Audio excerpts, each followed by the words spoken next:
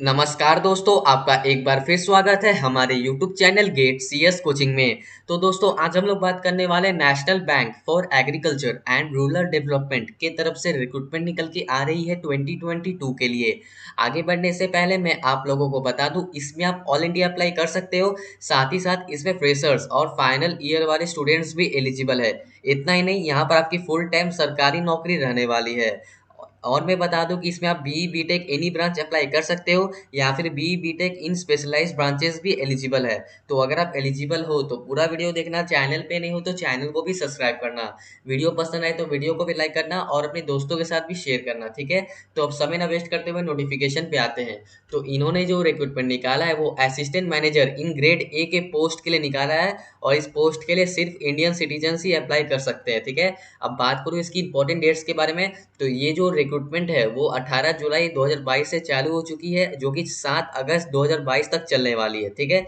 तो अच्छा खासा समय है, आप इसमें अप्लाई कर सकते हैं। अब बात करें उसके टेंटेटिव एग्जाम डेट के बारे में, तो फेज वन की जो प्रीलिम्स की ऑनलाइन एग्जाम होगी वो 7 सितंबर 2022 को कंडक्ट कराई जाएगी। और जिसकी एप्लीकेशन है वो 18 जुलाई से लेकर 7 अगस्त तक चलने वाली है, ठीक है। तो आप इसमें अच्छे से अप्लाई कर सकते हैं।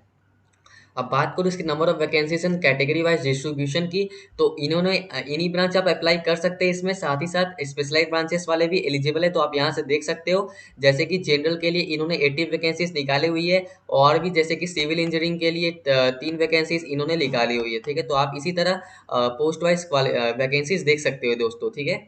और मैं बता दूं कि टोटल इन्होंने 161 वैकेंसीज निकाली हुई है। एएम राजभाषा के लिए भी 7 वैकेंसीज है, ठीक है। तो अब आगे बढ़ते हैं, अब आगे एलिजिबिलिटी क्राइटेरिया देखते हैं, ठीक है। अब बात करूँ इसकी एलिजिबिलिटी क्राइटेरिया के बारे में, तो अलग अलग पोस्ट के लिए अलग अलग एजुकेशन क्वालिफिकेशन है, ठीक है। अलग अलग पोस्ट के लिए अलग अलग एजुकेशन क्वालिफिकेशन है। तो मैं उसके बारे में भी आपको बताऊंगा। पहले मैं आपको बता दूं कि आप एक ही पोस्ट के लिए अप्लाई करते हो। आप मान लीजिए कि आप मल्टीपल पोस्ट के लिए एप्लीकेबल हो, लेकिन आपको सिर्फ एक पोस्ट के लिए ही अप्लाई करना है। एक से ज़्यादा पोस्ट के लिए अप्लाई नहीं करना है। अगर आप एक से ज़्यादा पोस्ट के लिए अप्लाई कर देते हो, फिर जो लेटेस्ट होगा वही ये लोग कंसिडर करेंगे और बाकी सब ये लोग इग्नोर कर देंगे, ठीक है। आप मैं बोल रहा हूँ कि आप लोग एक ही पोस्ट के लिए अप्लाई करना है, एक से ज़्यादा पोस्ट के लिए अप्लाई मत करिएगा दोस्तों, ठीक है। अब आगे बढ़ते हैं। और मैं बता दूं कि जो फाइनल ईयर के जो स्टूडेंट्स हैं, जो फाइनल ईयर के स्टूडेंट्स हैं, अगर उनका रिजल्ट 1/7/2022 तक आ जाता है या फिर उससे पहले ही आ जाता है, तब आप इसके लिए अप्लाई कर सकते हैं। या फिर अगर उनका रिजल्ट 1/7/2022 तक नहीं आया या फिर उसके बाद डिक्लेयर किया जाएगा, तब आप इसके लिए अप्लाई नहीं कर सकते, ठीक है। आपको ये ध्यान रखना पड़ेगा। आपका जो रिजल्ट है वो 1/7/2022 तक आ जाना चाहिए, या फिर उससे पहले आ जाएगा तो ठीक है। अगर उसके बाद आता है तो आप इसके लिए अप्लाई नहीं कर सकते, ठीक है। ये थोड़ी सी मुझे अच्छी बात नहीं लगी इसकी, ठीक है ना। अब बात करते हैं पोस्ट वाइज क्वालिफिकेशन के बारे में। तो जनरल की पोस्ट के लिए आपके पास bachelor degree in any subject होना चाहिए from a recognised university with a minimum 60% marks for SC, with a minimum 60% marks, ठीक है। एससी एसटी पीडब्ल्यूडी के लिए 55%, या फिर अगर आप पोस्ट ग्रेजुएट डिग्री है आपके पास एमबीए या फिर पीजीडीएम में, मिनिमम 55% आप इसमें अप्लाई कर सकते हैं। एससी एसटी के लिए 50% रखी गई है। एग्रीकल्चर इंजीनियरिंग की बात करूँ तो bachelor degree in agriculture engineering होना चाहिए मिनिमम 60% मार्क्स के साथ। एससी एसटी पीडब्ल्यूडी एप्लीकेंट्स के लिए 55% है इन एग्रीगेट, या फिर पोस्ट ग्रेजुएट डिग्री आपके पास होना चाहिए एग्रीकल्चर इंजीनियरिंग में विद मिनिमम 55% मार्क्स, ठीक है। एससी एसटी के लिए वही 50% होना चाहिए। फिशरीज के लिए भी है, बैचलर डिग्री इन फिशरीज होना चाहिए। फॉरेस्ट्री के लिए भी है, bachelor degree in forestry from recognised university with minimum 60% marks होना चाहिए। Land development social soil science के लिए भी है, बैचलर डिग्री इन एग्रीकल्चर या फिर एग्रीकल्चर सॉइल साइंस एग्रोनॉमी होना चाहिए with minimum 60% marks. S C S T P W D के लिए 55% रखी गई है, ठीक है। हॉर्टिकल्चर के लिए भी है, बैचलर डिग्री इन हॉर्टिकल्चर होना चाहिए कोई सा भी रिकॉग्नाइज्ड यूनिवर्सिटी से, ठीक है। सिविल इंजीनियरिंग के लिए वैकेंसीज है, bachelor degree in civil engineering होना चाहिए from a recognised university, minimum 60% marks. P W D के लिए एप्लीकेंट्स 55% है, ठीक है। इन्वायरमेंटल इंजीनियरिंग साइंसेज के लिए भी है, bachelor degree in with environmental science होना चाहिए या फिर इन्वायरमेंटल इंजीनियरिंग होना चाहिए मिनिमम 60% मार्क्स के साथ, ठीक है। फाइनेंस वालों के लिए भी है, बीबीए फाइनेंस एंड बैंकिंग वाले अप्लाई कर सकते हैं, बीएमएस फाइनेंस एंड बैंकिंग वाले अप्लाई कर सकते हैं मिनिमम 60% मार्क्स के साथ। वही S C P W D के लिए होता है 55%, मतलब 5% का रिलैक्सेशन मिल रहा है S C P W D या फिर एस टी को, ठीक है। या फिर अगर आपके पास 2 साल का full time post graduate diploma है इन मैनेजमेंट में या फिर फाइनेंस में, तभी आप इसके लिए अप्लाई कर सकते हो दोस्तों, ठीक है। तो आप यहाँ से चेकआउट कर सकते हैं। कंप्यूटर इंफॉर्मेशन टेक्नोलॉजी के लिए भी है, bachelor degree in computer science या फिर कंप्यूटर टेक्नोलॉजी होना चाहिए with 60% marks. S C S T के लिए वही 55% लग जाता है। या फिर अगर आपके पास बैचलर डिग्री नहीं है तो अगर आपके पास पोस्ट ग्रेजुएट डिग्री है कंप्यूटर साइंस या फिर पोस्ट कंप्यूटर टेक्नोलॉजी में, तभी आप इसके लिए अप्लाई कर सकते हैं विथ मिनिमम 55% मार्क्स, ठीक है। एस सी एस टी के लिए हो जाता है 50%, बैचलर डिग्री में 60% और पोस्ट ग्रेजुएट डिग्री में 55%। ये मैं जनरल का बता रहा हूँ। और रिजर्व कैटेगरी के लिए पोस्ट ग्रेजुएट में 50 हो जाता है और बैचलर में कितना हो जाता है 55 हो जाता है, ठीक है। तो आगे बढ़ते हैं। Agriculture marketing and agriculture business management के लिए भी है, bachelor degree in agriculture marketing या फिर एग्रीकल्चर बिजनेस मैनेजमेंट होना चाहिए विथ 60% मार्क्स, ठीक है। डेवलपमेंट मैनेजमेंट के लिए भी है, बैचलर डिग्री इन सोशल वर्क डेवलपमेंट मैनेजमेंट या फिर डेवलपमेंट स्टडीज विथ 60% मार्क्स आपके पास होना चाहिए। और assistant manager in grade A राजभाषा, जो कि मैंने आपको बताया था, इसके लिए 7 वैकेंसीज थी, तो इसके लिए भी रिक्रूटमेंट है। बैचलर डिग्री होना चाहिए कोई सा भी रिकॉग्नाइज यूनिवर्सिटी से इन इंग्लिश और हिंदी मीडियम, ठीक है। इंग्लिश या फिर हिंदी मीडियम में होना चाहिए with Hindi and English as a compulsory और इलेक्टिव सब्जेक्ट आपके पास होना चाहिए with minimum 60% marks. S T S T के लिए 55%, ठीक है। उसके साथ आपके पास post graduate diploma in translation भी होना चाहिए, मिनिमम 1 ईयर का अगर आपके पास डिप्लोमा है तब भी चल जाएगा। इन हिंदी टू इंग्लिश आपके पास होना चाहिए, इन हिंदी टू इंग्लिश आपके पास होना चाहिए, ठीक है। ट्रांसलेशन का पोस्ट ग्रेजुएट डिप्लोमा कोई सा भी रिकॉग्नाइज यूनिवर्सिटी से, ठीक है। या फिर अगर आपके पास बैचलर डिग्री नहीं है तो अगर आपके पास मास्टर डिग्री है इन हिंदी में विद मिनिमम 60% मार्क्स, ठीक है, तो आप इसके लिए अप्लाई कर सकते हो। एस सी एस टी के लिए 55% इन्होंने रखी हुई है, ठीक है। तो आप यहाँ से चेकआउट कर सकते हो। या फिर अगर आपके पास मास्टर डिग्री इन इंग्लिश है तब भी आप इसके लिए अप्लाई कर सकते हो with minimum 60% marks in aggregate. या फिर S C S T P W D के लिए 55% रखी गई है, तो आप यहाँ से चेकआउट कर सकते हो। अब बात करते हैं सीजीपीए के बारे में, ठीक है। परसेंटेज वाइज सीजीपीए देखते हैं। 60% आपका 6.75 सीजीपीए होता है, 55% आपका 6.25 सीजीपीए होता है, 50% आपका 5.75 सीजीपीए होता है और 45% आपका 5.25 सीजीपीए होता है, ठीक है। तो आप यहाँ से सीजीपीए भी देख सकते हो, ठीक है। तो आपका डिवीजन वही लगने वाला है। और ये कुछ पोस्ट वाइज या फिर आप बोल सकते हो ब्रांच वाइज इन्होंने रिस्पॉन्सिबिलिटीज निकाली है। तो जितनी भी रिस्पॉन्सिबिलिटीज है तो आप यहाँ पर गो थ्रू कर लीजिएगा एक बार, ठीक है दोस्तों। अब आगे बढ़ते हैं। अब बात करते हैं एज लिमिट आपकी क्या होनी चाहिए। जो जो कैंडिडेट की जो एज होनी चाहिए वो 21 से लेकर 30 साल तक होनी चाहिए, और जो इसकी एज काउंट की जाएगी वो 1/7 2022 तक की जाएगी दोस्तों, ठीक है। और मैं बता दूं कि ठीक है 1/7 2022 तक की जाएगी। आपकी जो एज है वो 21 से लेकर 30 साल तक होना चाहिए, ठीक है। रिलैक्सेशन भी है एज लिमिट में, जैसे 3 साल इन्होंने ओबीसी एप्लीकेंट्स को 3 साल का रिलैक्सेशन दिया है, 5 साल का रिलैक्सेशन एससी एसटी वालों को दिया है, या फिर एक सर्विस मैन के लिए 5 साल का रिलैक्सेशन दिया है, ठीक है। ऑब्वियस सी बात है सरकारी नौकरी है तो रिलैक्सेशन मिलेगा ही। 10 साल का भी रिलैक्सेशन दिया है पीडब्ल्यूडी को, ठीक है। 13 साल का रिलैक्सेशन पीडब्ल्यूडी ओबीसी को एंड 15 साल का relaxation PWD SC ST applicants को दिया है, ठीक है। तो आगे बढ़ते हैं। अब बात करते हैं इसका सिलेक्शन प्रोसीजर के बारे में। तो इसका जो सिलेक्शन प्रोसेस है वो 3 फेजेस में लिया जाएगा, ठीक है। इसका सिलेक्शन जो है वो 3 फेजेस में लिया जाएगा, ठीक है। तो पहला जो आपका होगा वो प्रिलिमिनरी एग्जाम, मतलब प्रीलिम्स का एग्जाम होगा, स्ट्रक्चर फॉर ग्रेड ए, ठीक है। तो इसमें आपका ये सब लिया जाएगा टोटल, ये सब जो आपके हैं वो सब टेस्ट लिए जाएंगे, जैसे कि टेस्ट ऑफ रीजनिंग का टेस्ट होगा, इंग्लिश का टेस्ट होगा, कंप्यूटर नॉलेज लिया जाएगा, क्वांटिटेटिव एप्टीट्यूड का, ये सब टेस्ट रहने वाला है। टोटल आपका 200 क्वेश्चन रहेगा, तो मार्क्स आपका 200 रहने वाला है, और इसके लिए आपके 120 मिनट आपको दी जाएंगे, ठीक है। 120 मिनट आपको दी जाएगी। क्वालिफाइंग सेशन देख लेते हैं। टेस्ट ऑफ रीजनिंग आपको ये सब क्वालिफाई करना पड़ेगा, जितने भी टेस्ट है ये सब आपको क्वालिफाई करना पड़ेगा। उसके बाद मेरिट सेक्शन में आपको ये सब जितना है, जैसे कि general awareness, eco and social issues, तो आपको ये सब क्वालिफाई करना पड़ेगा। उसके बाद ही आप शॉर्टलिस्टेड किए जाओगे मेरिट सेक्शन, मेरिट एग्जाम के लिए, ठीक है। मेन एग्जाम के लिए आपको शॉर्टलिस्टेड किया जाएगा, ठीक है। अगर अगर आप इसमें क्वालिफाई कर लेते हो, अगर आप प्रीलिम्स एग्जामिनेशन में क्वालिफाई कर लेते हो, तब आपको मेन एग्जाम के लिए शॉर्टलिस्टेड किया जाएगा दोस्तों, ठीक है। Marks scored in merit section only, ठीक है। आपको मेन एग्जाम के लिए शॉर्टलिस्टेड किया जाएगा। तो मेन एग्जाम देख लेते हैं। Main exam test structure for grade A, main exam for the post of journalist, ये for the post of journalist है, ठीक है। इसमें 2 पेपर होने वाला है, पेपर 1 एंड पेपर 2। तो पेपर वन में आपका 3 क्वेश्चन रहने वाला है, total marks 100, online descriptive paper होगा, ड्यूरेशन आपका 90 मिनट्स रहने वाला है, ठीक है। पेपर टू आपका देख लेते हैं। पेपर टू आपका ऑब्जेक्टिव टाइप भी रहने वाला है और डिस्क्रिप्टिव टाइप भी रहने वाला है, ठीक है। तो पहले हम लोग ऑब्जेक्टिव टाइप का देख लेते हैं। ऑब्जेक्टिव में आपका 30 क्वेश्चन रहेगी, 30 क्वेश्चन के लिए 50 मार्क्स और टोटल मिनट्स आपका 30 मिनट्स रहने वाला है, ठीक है। डिस्क्रिप्टिव टाइप्स में आपको 6 क्वेश्चन पूछे जाएंगे जिसमें से आपको 4 ही अटेम्प्ट करना है, ठीक है। 6 क्वेश्चन पूछे जाएंगे जिसमें से आपको 4 ही क्वेश्चन अटेम्प्ट करना है और 2 क्वेश्चन आपका 15 मार्क्स का रहेगा और बाकी 2 क्वेश्चन आपका 10 मार्क्स का रहने वाला है, ठीक है। इसके लिए भी आपको 50 मार्क्स का क्वेश्चन रहने वाला, 50 मार्क्स रहने वाला है, ठीक है। 90 मिनट्स आपको ड्यूरेशन दिया जाएगा, तो आप यहाँ से इजिली चेकआउट कर सकते हो। और एक मेन एग्जाम होने वाला है, जैसे main exam for the post of specialist. ये मैंने आपको जनरलिस्ट का बताया था और एक स्पेशलिस्ट का भी है। इसमें भी 2 पेपर रहेगी, लेकिन इसमें फर्क क्या है, इसमें सिर्फ स्ट्रीम स्पेसिफिक पेपर है, ठीक है। ये सिर्फ मतलब स्पेशलाइज्ड ब्रांच के लिए है, ठीक है। ये सिर्फ और सिर्फ स्पेशलाइज्ड ब्रांच वाले इसमें अप्लाई कर सकते हैं, ठीक है।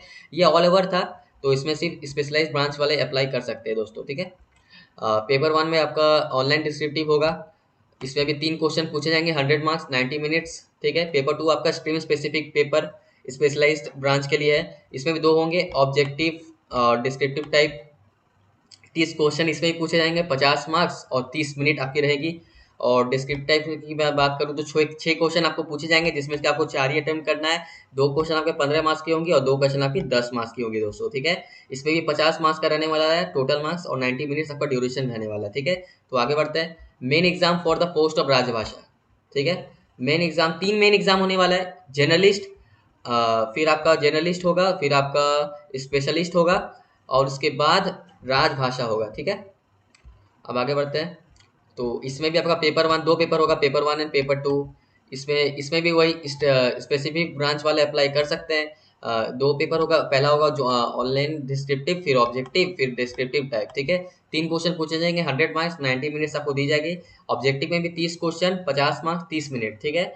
डिस्क्रिप्टिव टाइप में आपको 6 क्वेश्चन पूछे जाएंगे जिसमें कि आपको 4 ही अटेम्प्ट करना है। 2 क्वेश्चन 15 मार्क्स का रहने वाला है और बाकी 2 10 मार्क्स का रहने वाला है, ठीक है। इसमें भी 50 मिनट 90 मार्क्स आपको रहने वाला है, ठीक है। लेकिन आपको डिस्क्रिप्टिव आंसर जो है वो आपको टाइप करना है हिंदी में, ठीक है। आपको हिंदी में टाइप करना हुआ होना चाहिए, ठीक है। आपको इंग्लिश हिंदी में, आपको इंग्लिश या फिर हिंदी, आपको इंग्लिश में टाइप करना नहीं है। आपको जो डिस्क्रिप्टिव पेपर का जो आंसर होगा वो आपको हिंदी में टाइप करना है। बाकी सब में आप देख सकते हो इंग्लिश या फिर हिंदी बोला है, लेकिन राजभाषा के लिए आपको हिंदी ही करना पड़ेगा दोस्तों, ठीक है। तो आप यहाँ से देख सकते हो। फिर अगर आप इसमें सारे एग्जाम क्वालिफाई कर लेते हो, प्रीलिम्स भी निकाल लेते हो, मेंस भी निकाल लेते हो, फिर आपको इंटरव्यू के लिए बुलाया जाएगा, ठीक है। फिर आपको इंटरव्यू के लिए ये लोग बुलाएंगे। और मैं बता दूं कि इसमें कुछ नेगेटिव मार्किंग भी रहने वाली है, जैसे कि एवरी रॉन्ग आंसर के लिए आपको नेगेटिव मार्किंग भी यहाँ पर दी गई है। तो आप यहाँ से देख सकते हैं कितना नेगेटिव मार्किंग रहने वाला है, ठीक है। तो एवरी रॉन्ग आंसर के लिए नेगेटिव मार्किंग आपकी रहने वाली है, ठीक है। तो आगे बढ़ते हैं, सिलेबस के बारे में जान लेते हैं, ठीक है। तो for the grade A all discipline from, ठीक है, यहाँ पर for the grade A all discipline के लिए यहाँ पर सिलेबस दिया गया है, ठीक है। ग्रेड ए राजभाषा पेपर वन में आपका इंग्लिश रहने वाला है, एसे प्रेसिस राइटिंग कॉम्प्रिहेंशन बिजनेस, ये सब आपका मतलब सिलेबस रहने वाला है, ठीक है। आपको एसे प्रेसिस राइटिंग कोरेस्पोंडेंस स्किल्स ये सब आपका कुछ टेस्ट होंगे। उसके बाद आपको पेपर टू में आना होगा। पेपर टू में आपका economic social issues and agriculture and rural development, ठीक है। ये सब मतलब आपको पढ़ना पड़ेगा, यहाँ पर जितने भी टॉपिक्स दिए हैं मतलब ये सब आपको पढ़ना पड़ेगा। इकोनॉमिक एंड सोशल इश्यूज, ये सब मतलब यहाँ पर जितने भी पेपर वन पेपर टू में बोला गया है ये सब आपको पढ़ना पड़ेगा, ठीक है। तो हम ऐसे चेकआउट कर सकते हैं। उसका तक एग्रीकल्चर एंड रूरल डेवलपमेंट ये सब भी आपको पढ़ना पड़ेगा, जितना भी ये सब है तो ये सब आपको पढ़ना पड़ेगा, ठीक है। जितना भी ये सब बोले हैं ना तो ये सब आपको पढ़ना पड़ेगा। आप यहाँ से देख सकते हो, ये सब आपको पढ़ना पड़ेगा, जितने भी ये सब बोले हैं इकोनॉमिक सोशल इश्यूज ये सब आपको पढ़ना पड़ेगा। अब आगे बढ़ते हैं। अब बात कर लेते हैं कि जो SC ST जो जो जो रिजर्व कैटेगरी है उनके लिए ट्रेनिंग भी, मतलब एग्जाम से पहले कुछ ट्रेनिंग भी कराया जाएगा। मतलब उनको मालूम चल जाएगा कि एग्जाम किस पैटर्न पे आता है, कैसा एग्जाम होने वाला है। मतलब कुछ उन लोगों को बेनिफिट्स मिल जाती है एग्जाम के पहले। तो इन्हें यहाँ पर देख सकते हो कि pre recruitment training for SC ST OBC PWD candidates, ठीक है। ये फ्री ऑफ कॉस्ट इन लोगों का रहने वाला है, ठीक है। ये फ्री ऑफ कॉस्ट इन लोगों का रहने वाला है, SC ST OBC PWD, ठीक है। मतलब एग्जाम से पहले मतलब एग्जाम का ट्रेनिंग ये लोग कराएंगे, मतलब एग्जाम कैसे हो सकता है, ठीक है। प्री एग्जामिनेशन ट्रेनिंग आप इसको बोल सकते हो, ठीक है। अब आगे बढ़ते हैं। ये कुछ फॉर्म दिया है एप्लीकेशन फॉर ट्रेनिंग का, तो आप यहाँ से देख सकते हो। अब बात करें कि एग्जामिनेशन सेंटर आपका क्या कहाँ रहने वाला है। तो जो आपका प्रीलिम्स एग्जाम होगा तो इसका सेंटर आप देख सकते हो, ये सब जगह में आपका प्रीलिम्स एग्जाम होने वाला है, तो आप यहाँ से देख सकते हो। ठीक है, मैं इस पीडीएफ का लिंक आपको डिस्क्रिप्शन बॉक्स में दे दूंगा, तो वो आप ईच एंड एवरी पॉइंट अच्छे से पढ़ पाइएगा। ठीक है, पढ़िएगा दोस्तों। ठीक है, अब बात करूँ जो आपका फेज 2 है, जो कि आपका मेन एग्जाम होने वाला है। मेन एग्जाम आपका ये सब सेंटर में होने वाला है, तो आप यहाँ से चेकआउट कर सकते हो दोस्तों। ठीक है, तो आगे बढ़ते हैं। और अगर आप दोनों में क्वालिफाई कर लेते हो तो ये लोग आपको इंटरव्यू के लिए बुलाएंगे। इंटरव्यू कॉल लेटर के माध्यम से ये लोग आपको इंटरव्यू के लिए बुलाएंगे दोस्तों। ठीक है, और बात करते हैं एप्लीकेशन फ़ी के बारे में। तो एप्लीकेशन फ़ी थोड़ी सी ज़्यादा है। SC ST PWD के लिए टोटल 150 रखी गई है, और जनरल OBC के लिए 800 रुपये रखी गई है। ठीक है, ये एक्सक्लूसिव ऑफ एप्लीकेबल GST। ठीक है, ये GST के साथ ही है, 800 रुपया। ठीक है, 800 रुपया जनरल OBC के लिए रखी गई है, और SC ST PWD के लिए 150 रखी गई है। ठीक है, जनरल OBC के लिए थोड़ी सी ज़्यादा है। ठीक है, अब बात करें इसकी सैलरी के बारे में, तो 70,000 पर मंथ आपकी सैलरी रहने वाली है, जो कि बहुत ही अच्छी होती है दोस्तों। ठीक है, अच्छी होती है, साथ ही बहुत सारे अलाउंसेस भी दी जाएंगे। ठीक है, आगे बढ़ते हैं। आप इसके लिए अप्लाई कैसे करिएगा, तो इसका जो अप्लाई लिंक है तो मैं आपको डिस्क्रिप्शन बॉक्स में दे दूंगा, तो आप वहाँ से इजीली जाकर सर्च चेकआउट कर सकते हो। साथ ही साथ मैं इसका ऑफिशियल वेबसाइट का लिंक भी दे दूंगा, तो आप वहाँ से जाके इजीली चेकआउट कर सकते हैं दोस्तों। ठीक है, अब बात करते हैं कुछ डिटेल गाइडलाइन के बारे में। तो सबसे पहले आपको रजिस्ट्रेशन करवाना पड़ेगा, उसके बाद आपको एप्लीकेशन फ़ी पेमेंट करना पड़ेगा, उसके बाद जितने भी आपके डॉक्यूमेंट्स होते हैं, फोटोग्राफ वगैरह, उसका आपको स्कैन करके अपलोड करना पड़ेगा। ठीक है, लास्ट डेट जो आपका रहने वाला है वो 18 जुलाई से 7 अगस्त तक आप अप्लाई कर सकते हो, उसके बाद अप्लाई नहीं कर सकते। ठीक है, तो ये सब कुछ इंपॉर्टेंट पॉइंट्स है, तो आपको ये सब अच्छे पढ़ लीजिएगा। ठीक है, ये सब आप पढ़ लीजिएगा, ये सब आपको अपलोड करना पड़ेगा। ठीक है, और application registration before applying online candidate shoot. ठीक है, एप्लीकेशन प्रोसीड्योर भी यहाँ पर दिया गया है, तो आप यहाँ से चेकआउट कर सकते हो दोस्तों। पेमेंट ऑफ फीस आपका ऑनलाइन ही रहने वाला है, ऑब्वियस सी बात है, ऑनलाइन पेमेंट आप लोग कर पाइएगा। ठीक है, ऑनलाइन पेमेंट करना है। अब बात करें कुछ गाइडलाइंस के बारे में, तो आपको जो है सिर्फ और सिर्फ एक ही पोस्ट के लिए अप्लाई करना है। ठीक है, कोई अदर पोस्ट के लिए अप्लाई मत करिएगा, या फिर आप जनरल डिसिप्लिन पोस्ट के लिए अप्लाई कर सकते हो, या फिर स्पेशलाइज डिसिप्लिन के पोस्ट के लिए अप्लाई कर सकते हो। ठीक है, आपको एक ही पोस्ट के लिए अप्लाई करना है, या फिर आप जनरल के लिए करो, या फिर आप स्पेशलाइज डिसिप्लिन के लिए करो। ठीक है, एक ही पोस्ट के लिए अप्लाई करिएगा दोस्तों। ठीक है, अब तो कुछ बताने लायक है नहीं, बाकी सब तो उतनी अच्छी चीज़ें नहीं है। अब बात करो कुछ लास्ट डेट के बारे में, जो कि आपको मैंने पहले ही बता दिया है, 18 जुलाई से लेकर 7 अगस्त तक ये नोटिफिकेशन रहने वाली है।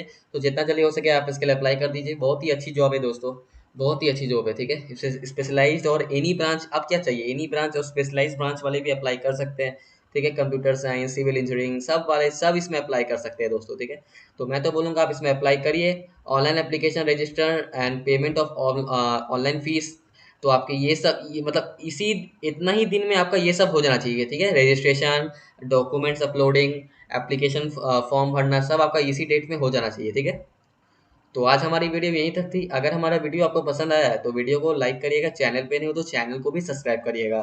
ठीक है, और अपने दोस्तों के साथ भी शेयर करिएगा, ताकि उनको भी ये जॉब नोटिफिकेशन के बारे में पता चले। तब तक के लिए बाय दोस्तों।